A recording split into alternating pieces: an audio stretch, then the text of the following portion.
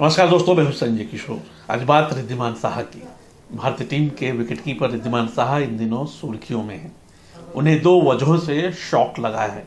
37 साल के रिद्धिमान साहा को श्रीलंका के खिलाफ टेस्ट टीम में नहीं चुना गया तो वो आग बबूला हो उठे।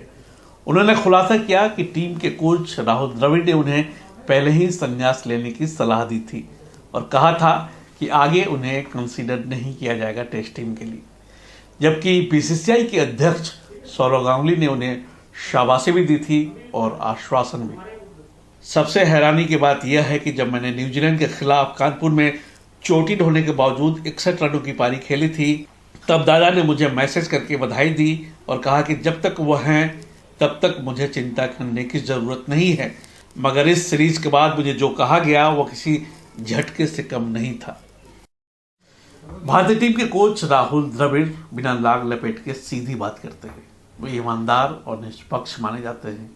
उन्होंने स्वीकार किया है कि इस साल की शुरुआत में उनकी रिद्धिमान साहा से बातचीत हुई थी और इसको लेकर उन्हें कोई पछतावा नहीं है। मुझे बिल्कुल दुख नहीं पहुंचा। मेरे मन में रिद्धिमान साहा की उपलब्धियों और भारतीय क्रिकेट में उनके योगदान के लिए बहुत सम्मान है। उनके साथ मेरी बातचीत का एक ही मकसद था कि वो ईमानदारी और स्पष्टता के अधिकारी हैं। मैं नहीं चाहता था कि उन्हें इस बारे में मीडिया से पता चले। मैं खिलाड़ियों के साथ अक्सर इस तरह की चर्चा करता हूं। मैं ये उम्मीद नहीं करता कि खिलाड़ी मेरी बात को पसंद करें या सहमत हों। चलिए, राहुल द्रविड़ की बात को समझा जा सकता है। वो टीम के कोच हैं, वो बेहतर बता सकते हैं कि टीम में किस खिलाड़ी को रहना चाहिए, किसको नहीं रहना चाहिए, किस खिलाड़ी का परफॉर्मेंस का लेवल क्या है। उनसे बेहतर कोई नहीं बता सकता। लेकिन बीसीसीआई के अध्यक्ष सौरव गांगुली ने किस हैसियत से रिद्धिमान साहा को आश्वासन दिया था? अक्सर ये सुनने में आता है कि बीसीसीआई के अध्यक्ष सौरव गांगुली चयन समिति की बैठक में मौजूद रहते हैं।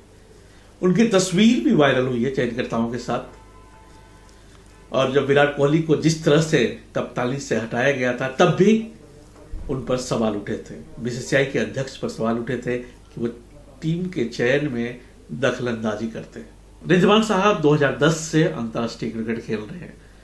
उन्होंने भारत के लिए 40 टेस्ट मैच खेले हैं और उन्हें भारत के बेहतरीन विकेटकीपर में गिना जाएगा। उनके करियर के पतन की शुरुआत 2020-21 के ऑस्ट्रेलिया दौरे से शुरू हो चुकी थी। एडिलेड में उन्होंने शानदार विकेट कीपिंग की, लेकिन पहली पारी में 9 और दूसरी में 4 रन बना पाए। मेलबर्न टेस्ट से उन्हें बाहर कर दिया गया। सिडनी में भी वे नहीं खेले, लेकिन ऋषभ पंत को मैच के दौरान चोट लग जाती है और साहा से सब्स्टिट्यूट के रूप में कीपिंग कराई जाती है। लेकिन जहां तक बल्लेबाजी की बात है, पंत ने चोटिल होने के बावजूद सिडनी और उसके बाद ब्रिस्बेन में शानदार बल्लेबाजी की और भारत के दक्षिण अफ्रीका दौरे के बाद यह तय हो चुका था कि टेस्ट में भी ऋषभ पंत भारत के नंबर 1 विकेटकीपर रहेंगे। रिद्धिमान साहा का करियर चोटों से भरा हुआ था। अक्सर वे चोटिल हो जाते थे। 3 या 4 मैच के बाद उन्हें बाहर बैठना पड़ता था। वे बाहर बैठते गए और प्रतिद्वंदी उनसे आगे निकलते चले गए। कहा जाता है कि जब मुसीबत आती है तो चारों तरफ से आती है। रिद्धिमान साहा के शौक लगने की दूसरी वजह एक पत्रकार है। हुआ ये कि रिद्धिमान साहा ने कुछ पत्रकारों को इंटरव्यू के लिए बुलाया। उसमें उस पत्रकार को नहीं बुलाया तो उसने व्हाट्सएप करके उन्हें धमकी दी। रिद्धिमान साहा ने उस व्हाट्सएप मैसेज को, उस व्हाट्सएप चैट को सार्वजनिक किया, ट्वीट कर दिया। आइए बताते हैं कि ट्वीट में लिखा क्या था, उस व्हाट्सएप मैसेज में था क्या। उस पत्रकार ने रिद्धिमान साहा को व्हाट्सएप किया था, उन्होंने एक विकेटकीपर चुना जो सर्वश्रेष्ठ था। तुमने 11 पत्रकार चुने जो मेरे ख्याल से सर्वश्रेष्ठ नहीं थे। उसे चुनो जो तुम्हें सबसे ज्यादा मदद कर सके। स्क्रीनशॉट में आगे लिखा है, तुमने फोन नहीं किया, मैं दोबारा कभी तुम्हारा इंटरव्यू नहीं करूंगा। इस अपमान को हल्के में नहीं लूंगा और इसे याद रखूंगा। तुम्हें यह नहीं करना चाहिए था। बीसीसीआई ने पूरे मामले का संज्ञान लिया है और कहा है कि इसकी पूरी जांच की जाएगी और यह भी देखा जाएगा कि कहीं दूसरे खिलाड़ियों के साथ भी तो इस तरह की कथित ब्लैकमेल की घटना नहीं हुई है। इस बीच पूर्व खिलाड़ियों ने रिद्धिमान साहा के पक्ष में बयान दिया है, ट्वीट किया है। इसमें वीरेंद्र सहवाग, आकाश चोपड़ा, हरभजन सिंह, पूर्व भारतीय टीम के पूर्व कोच रवि शास्त्री भी हैं।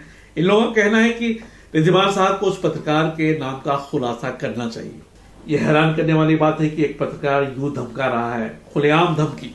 टीम इंडिया में यह नियमित तौर पर हो रहा है। समय आ गया है कि बीसीसीआई के अध्यक्ष इस मामले का संज्ञान लें, उस व्यक्ति का पता लगाया जाए। रिद्धि, तुम बस उस इंसान का नाम बताओ ताकि क्रिकेट जगत को पता चले कि कौन इस तरह का काम करते हैं, वरना अच्छे पत्रकार भी संदेह के घेरे में आ जाएंगे।